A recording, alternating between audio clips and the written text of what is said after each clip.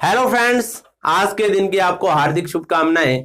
और आज आपको पब्लिक स्पीकिंग टिप्स दिया जा रहा है और वो टिप्स जो हर वक्ता के लिए जरूरी है, चाहे वो मंच संचालक है चाहे वक्ता है। और वो है कि आपको अपने श्रोताओं का पता होना चाहिए। जैसे अगर आपके पास स्टूडेंट हैं और स्टूडेंट की आयु क्या है, आपको उसका पता होना चाहिए और उसके अनुसार आप बोलें।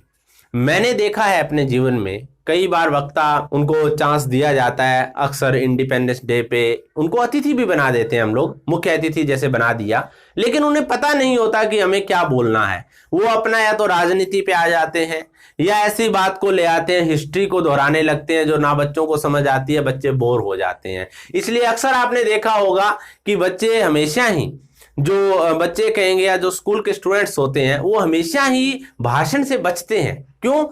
वैसे तो भाषण से हर कोई बचता है, क्योंकि भाषण अगर रुचिपूर्ण नहीं है तो वो लोगों को बोर कर देता है। तो मैं जो मुख्य विषय है आज का वो है कि जो वक्ता है उसको ऐसा नहीं कि उसको जिस चीज की नॉलेज है वो लोगों में उतार दे जाके, नहीं, अपना गुबार नहीं निकालना।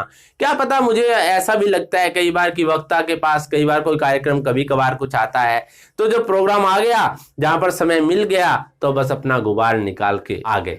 ऐसा नहीं, आपने जो है ये चीज नोट करनी है। अगर आप एक अच्छे सोशल वर्कर हैं या कोई लीडर हैं या आप एक अच्छे टीचर हैं, कोई प्राचार्य हैं, आपको अक्सर लोग बुलाएंगे किसी भी कार्यक्रम में, तो आप सबसे पहले उनसे पूछिए कि किस तरह के लोग वहां पर बैठे होंगे, या आपको पता होना चाहिए कि मेरे श्रोता किस तरह के हैं।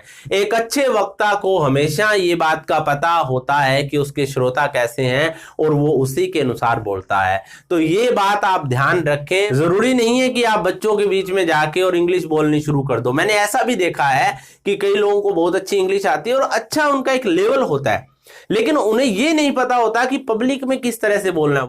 वहां पर अपनी इंग्लिश बोलने लग जाते हैं तो वो बच्चों को समझ नहीं आता, किसी को भी समझ नहीं आता। लोग क्लैपिंग कर देते हैं, क्योंकि क्लैपिंग तालियां इसलिए भी बजा देते हैं लोग कि चलो इससे पीछा छूटा।